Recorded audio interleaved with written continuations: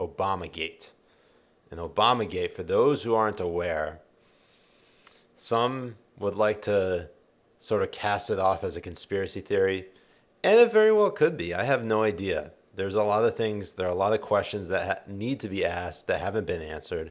And I think it's being called Obamagate in the essence, in the sense that there's a lot of malicious and ominous activity happening in the federal government, to kind of give you the sort of boogeyman image that the government is working against you, or they're working against your interests.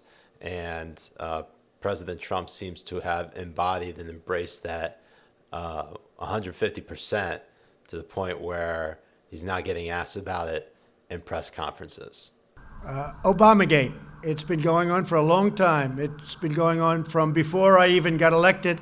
And it's a disgrace that it happened. And if you look at what's gone on, and if you look at now all of this information that's being released, and from what I understand, that's only the beginning. Some terrible things happened, and it should never be allowed to happen in our country again. And you'll be seeing what's going on over the coming weeks. But I wish you'd write honestly about it, but unfortunately, you choose not to do so. Yeah, John, please. Crime. What is the crime exactly that you're accusing him of? You know what the crime is. The crime is very obvious to everybody. All you have to do is read the newspapers, except yours. John, please.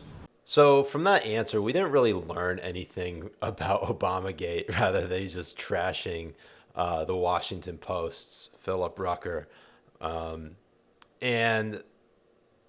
But what you need to know about Obamagate is that essentially, if you boil everything down to its very essence, it's the idea that Barack Obama attempted to lead a coup d'etat against Donald Trump while he was the president-elect, or into his presidency as well. The interesting thing about that is the only evidence that we're going based on, or at least not me, but that Trump and his base are going off of, is this case against former National Security Advisor and retired Lieutenant General Michael Flynn, who, if you are familiar, actually worked in the Obama administration as the head of the Defense Intelligence Agency before Obama fired him. And at least in meetings that were reported between Trump and Obama during that transition period, Obama reportedly told Trump to keep a watchful eye over Flynn. Now, interestingly enough, what we've learned in the last 3.5 years was that, one, Michael Flynn originally was fired by the Trump administration for lying to Vice President Pence about the nature of his communications with Russian diplomat Sergei Kislyak. And the nature of those communications was something talking about easing sanctions against the Russians, and it was during the transition period. So Trump had already won. He was going to become sworn in. At that time, it was in the early January. I think it was around that time that that Trump had already made the announcement that Flynn was going to be his national security advisor, or at least it was, at least in private, that he was going to be the national security advisor. From there on, what happened was what was reported was that Flynn lied to Vice President Pence. Then the FBI sort of came in, or at least they came in beforehand, but it was reported that Flynn lied to the FBI while not necessarily going through an interrogation, but going through some level of face-to-face conversation with an FBI agent.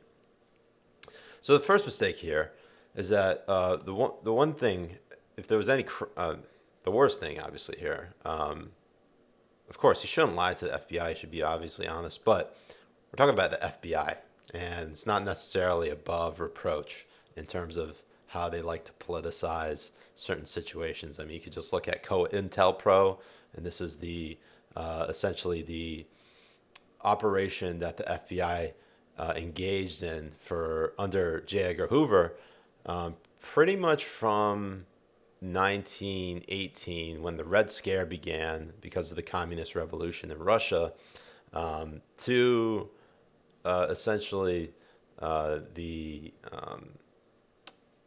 you have Martin Luther King Jr., sort of FBI spying on him. You have Ruby Ridge. You have Waco, Texas, with the Branch Davidians. And then obviously you have the intelligence failures of 9/11 and what led to that. Looking at how Russia interfered in the 2016 presidential election, the intelligence community as a whole failed in this regard to sort of combat against that. But at the same time, we don't actually 100% know the level of interference that the Russians took against the United States and whether it actually impacted any votes. There's a lot of debate obviously going on whether the two sides are actually, there's actually like strong proof or strong evidence to support the idea that yes, Russia actively tried to tip the scales in favor of Trump and help him win an election. Just recently reported, like within the last week, that it was actually because of these documents being revealed from the FBI, and that it was actually Russia trying to tip the scales for Hillary. So, be that as it may, getting back to the point about Michael Flynn, with respect to his case, he allegedly lied to the FBI, and he pleaded guilty to lying to the FBI. And once you learn more about it, essentially what had happened was the FBI threatened his son, Michael Flynn Jr., sort of forcing his hand to sort of cooperate and get in on this plea deal. And after about 2.5 years, Flynn was he was being a very cooperative party with the FBI, to the fact that to the point where he was getting commended by the FBI for his cooperation with them. But then in early 2020, late 2019, early 2020, Flynn sought to appeal or rescind his plea deal. And that's interesting, because what could he possibly do? What did he possibly know? Well, in the last week, it was reported that actually or at least in the last 2 weeks, that we saw some of this exculpatory evidence coming forward that at the time that Flynn was being investigated, then FBI agent Peter Strzok, he stopped the Bureau from closing its investigation on Flynn because after doing a lot of digging, the FBI turned up, quote unquote, no derogatory information. And obviously, you don't really have to have two brain cells in order to put that together. They couldn't find anything on him.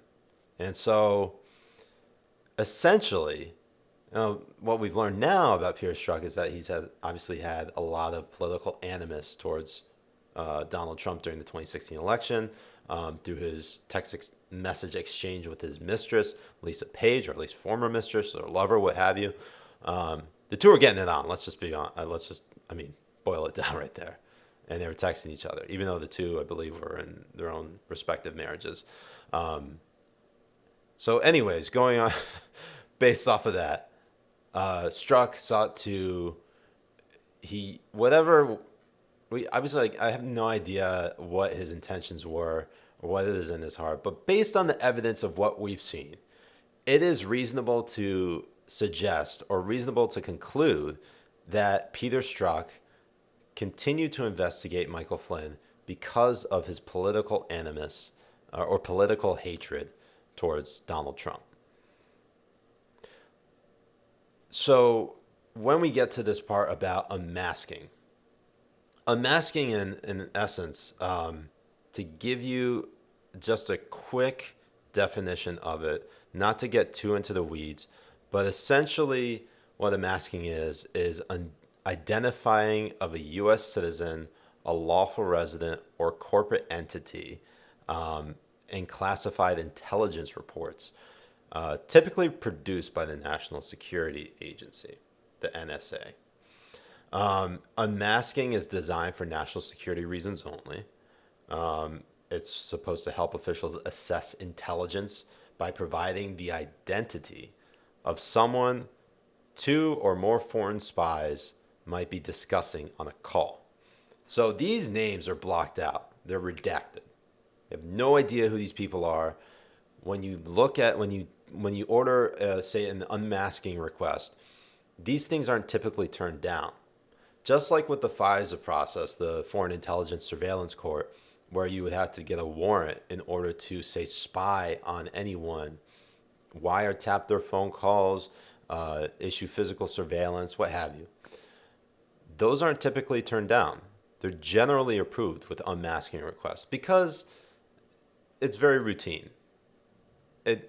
Some people in the intelligence community might think it's like ripping off a Band-Aid or something like that. If it's less painful, I should say.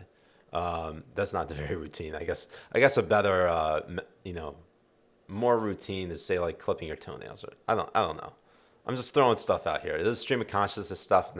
I don't really have a good analogy off the top of my head, but it's very routine. Brushing your teeth, that's probably better. They order these unmasking requests all the time. And prior to issuing these unmasking requests, they have no idea, or let's say 9 times out of 10, or 99 times out of 100, they have no idea who's going to be on the other side. The reason I say that, obviously, is because there's always room for doubt. I can't say anything with 100% certainty, and that certainly is the case with this. Only going based off of what's been reported, not what we actually know or what the reality is. That being said, when DNI, the Director of National Intelligence, Rick Grinnell, who is also, he's the acting DNI, I should say, he declassified a list of over 36 Obama officials who requested unmasking, or they made unmasking requests on intelligence, specifically on Michael Flynn here. That's the focus is still on Flynn. The defense that's been made is that why would for some of these Obama officials is that they were just trying to get, they're trying to connect dots on intelligence reports, which, okay, that's fine. That's fair. They did it for national security reasons. Okay, that a lot of things can be done for national security reasons and might double dip as political as well. I'm not saying that's the case here with Michael Flynn. I have no idea. But that's what's being alleged, is that the unmasking done on Michael Flynn was done for political reasons.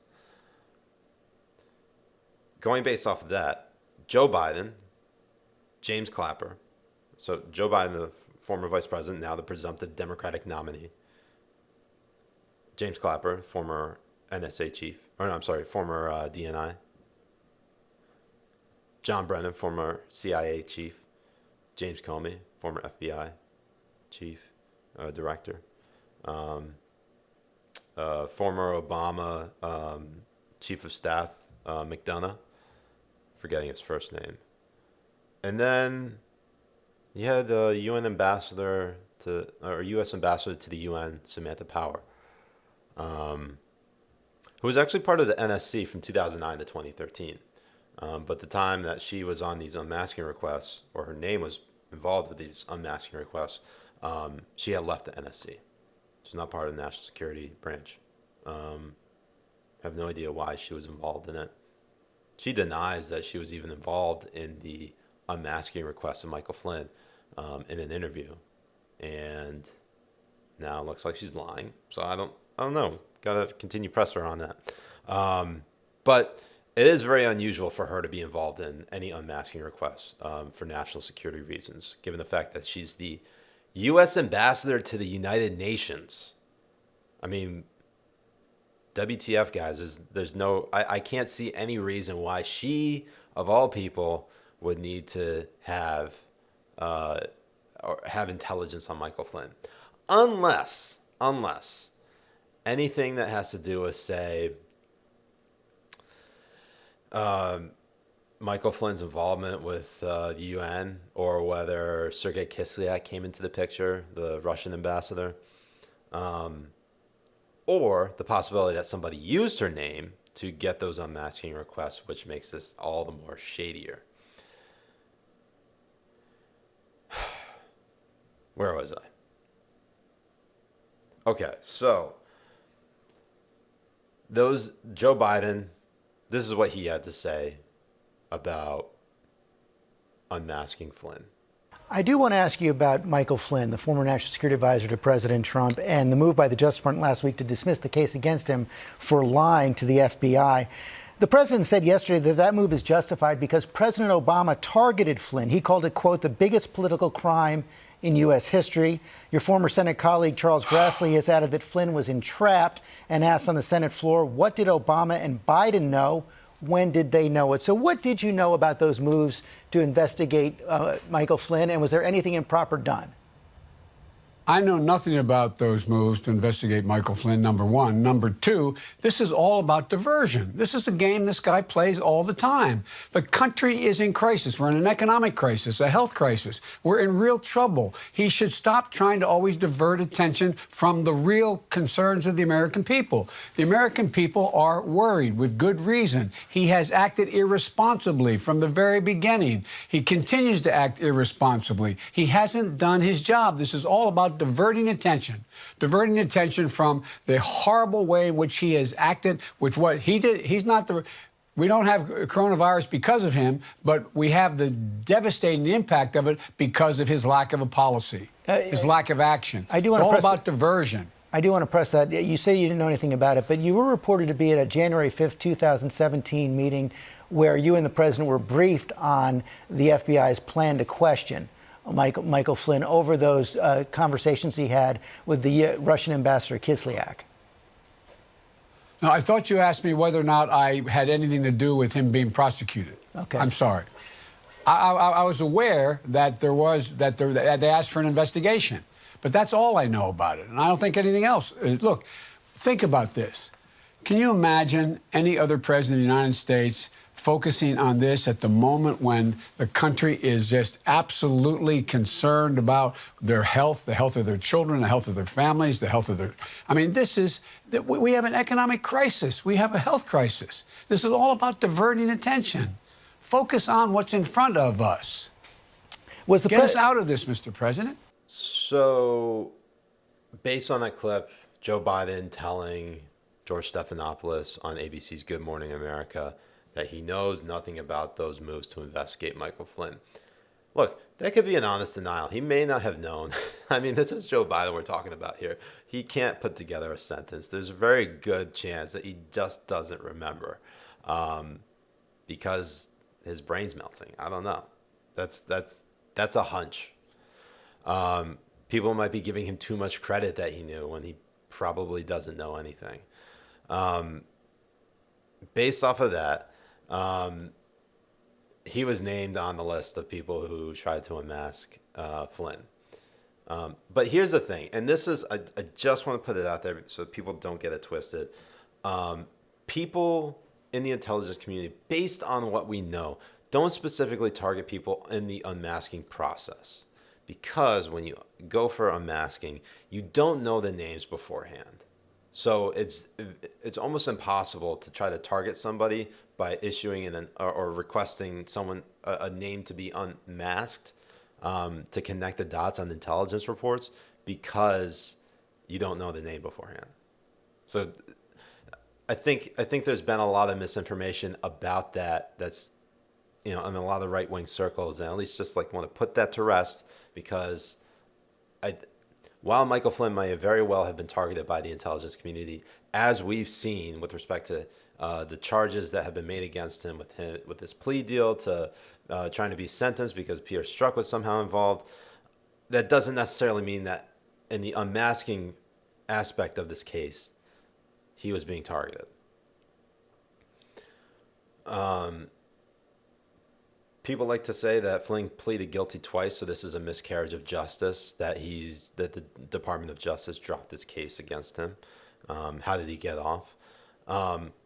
Well, for one, that exculpatory evidence must have been known to him and his legal team in early 2020, causing him to rescind his plea deal, or causing him to want to withdraw it, because he realized that the FBI, specifically Peter Strzok, was going after him after the FBI turned up no derogatory information. Now, I don't use scare quotes. That's quote unquote no derogatory information. Given that, how did he get off? Well, I mean, as I just explained, the FBI raw dogged him. They absolutely tried to screw him over, and they sold it to the public that he was basically a Russian asset. He was spotted at a dinner in 2014 for it was an RT banquet where Russian President Vladimir Putin was. He didn't register as a foreign agent under FARA, the Foreign Agent Registration Act, for doing work with Turkey, and essentially he is basically condemned to die. Look, I don't know everything about Michael Flynn's history with respect to his dealings with Turkey. I think that's obviously something that we should bring up on its own at another time. But the FBI and the mainstream media, or at least a lot of members of the mainstream media, did a very good job of painting and smearing this guy as an adversary or a traitor, someone who committed treason. And the judge involved in this case, Sullivan, wanted to throw the book at him. And I mean, if you're on the side of truth and justice, it sounds like this guy was completely entrapped, and they were seeking to get him to, as the FBI documents that were released said, were they trying to get him to admit something or get him to lie? And from the sound of it, they were trying to get him to lie because they wanted to get a prosecution out of it. It's completely messed up. It's fucked up. I mean, these are the type of things that if they had happened to, say, a person of color or religious minority, a Muslim, which does happen a lot, people would be furious. And I think a lot of people in liberal circles, people who are critics of Trump, dismiss this because they hate Trump, and they really want his administration to have a downfall. I think if you're like someone who's of sound mind, you can at least acknowledge that the FBI screwed him over. And they did a really good job of it until they got caught. Now, but let's get to the point about the Obama-like coup, because this is a little bit crazy right here. It's difficult to say it is an outright conspiracy, but it is pretty much 90% conspiracy, or a conspiracy theory. It is the assumption that Obama attempted to lead a coup against Donald Trump. We are going based on only the evidence of this Michael Flynn case and the unmasking. That doesn't support everything with respect to him trying to essentially have an overthrow of the federal government, leading to the downfall of the head of state, or the president of the United States, and Donald Trump. The only report that we have right now is what Sally Yates, the deputy attorney general, who is she was a acting attorney general under President Trump briefly until she was fired for failing to follow through on the travel ban in January 2017, otherwise known as the Muslim ban for those who aren't want to hear from the liberal side. Essentially, Sally Yates said she was shocked to learn that Obama made the call, essentially, to keep an eye on Flynn. This reported a week ago that Sally Yates told special counsel Robert Mueller that she first learned the FBI possessed and was investigating recordings of Flynn's late 2016 conversations with Russian diplomat Sergei Kislyak following a January 5th, 2017 national security meeting at the White House. It wasn't Comey who told her, but former President Barack Obama. So that we have on record. And that was released with the whole trove of documents about Michael Flynn. And that was sort of an aside, but a big piece to the puzzle here with respect to getting down to the bottom of what we know about Obama's role in all of this. Okay, that's not enough to say that Obama tried to lead a coup against Trump. It certainly falls in line, or is at least on brand, with Obama's line of thinking that he didn't have a good relationship with Michael Flynn while they were working together under Obama's presidency. And so when he told Obama, or when Obama told Trump to keep an eye on Flynn, that at least is not the most surprising aspect of it. But in light of all this, there have been a lot of people in the media who have been trying to sort of brush this under the rug. Got a clip here from Brian Stelter. In the midst of a crisis the size of which we've never seen. The data is important. The numbers are important. The death toll isn't something to just be downplayed. It's not something we can hide from, even if it is gut-wrenching to hear about every day. It's like New Orleans floods every day. It's like the planes go into the towers every day. And to look away or act like it's now normal or acceptable is a disgrace to the victims. It's so disappointing to look at what we're seeing from right-wing media these days, where there's such an obsession with the deep state and these revelations about the Russia probe and the decision about Michael Flynn. They're treating the Michael Flynn story like it's a bigger deal than the deaths of 2,000 Americans a day. You know, we're seeing this on Fox and Friends and other shows. When the president called into Fox and Friends the other morning, Friday morning, right before the unemployment rate numbers came out, he talked about the Flynn case for 20 minutes before he was asked about the pandemic. In what right mind is any scandal, any political scandal, any Department of Justice story more important to ask the president about than the pandemic that's raging?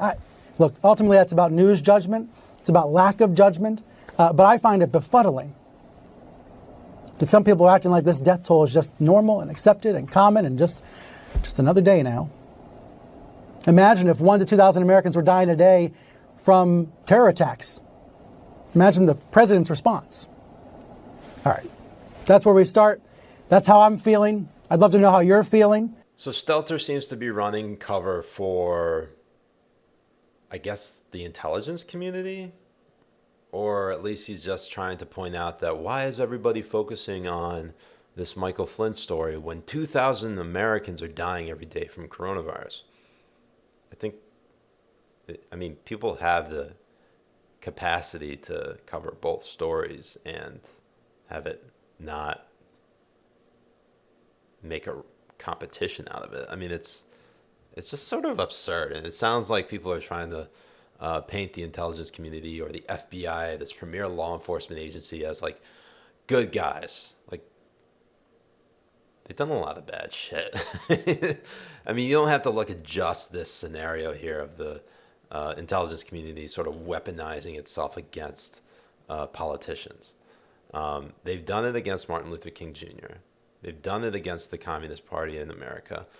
I don't agree with the Communist Party of America, but at the same time, when you talk about like First Amendment rights, the ability, the right to assemble, the right to free speech, these were people who were actively voicing their political views or the political ideology, and they were getting punished for it, like by the government. It wasn't just like they were getting deplatformed by like a social media website like Twitter or Facebook. No, there were police raids on Communist Party meetings happening in all throughout the Red Scare and throughout the Cold War. Well, not throughout the entire Cold War, but at least in the early parts of the Red Scare in the 1920s and 30s. And it's just, I mean, it's unfathomable to think of that happening in this day and age now. This happened 100 years ago. And obviously, I'm not one to sympathize with any communists, but like, these are people that were trying to voice their views, and they were getting arrested and jailed. Some were getting beaten, some killed. I mean, like, it's crazy to think about, right? Well, this stuff happened, and the FBI has been one of those agencies that actively engaged in that. They have a name, the building that they reside in, national headquarters of the FBI, it's the J. Edgar Hoover building. It's the ugliest building in Washington, D.C., but they still named it after him. He is the first director, the longest serving director for 48 years, going from back to Woodrow Wilson, all the way to Richard Nixon. Look, I still think there's a lot of information that needs to come out about this story, and I don't think we're nearly done with covering it. I'm not of the mindset that Obama tried to lead a coup against the Trump administration or President Trump. I have seen critiques about this Obamagate conspiracy as birtherism. Jonathan Capehart, who is an opinion writer, I believe, with the Washington Post, tweeted out, Obamagate equals birtherism. I don't know if that's necessarily accurate. Birtherism was kind of a disgusting attack on Obama by Donald Trump in 2011 to sort of... It was an attempt to otherize him, to make him look not American, and to sort of gin up fear that the presidency of the United States had been hijacked by a foreigner, by a Muslim. I mean, it was a disgusting attempt by Trump to do that, and I don't condone that type of behavior at all. So, is it birtherism? I don't know. Seeing how the source of it has not really come from Trump, but his base, I could see how there's been racial animus there still is racial animus towards Obama, or at least animus towards Obama because he's black. I mean, there's also the potential that there's animus towards Obama because he weaponized the intelligence community and essentially spied on Americans. I mean, you don't have to go back that far to point out to other examples of Obama spying on Americans. You can look at what happened to James Rosen at Fox News. He was spied on.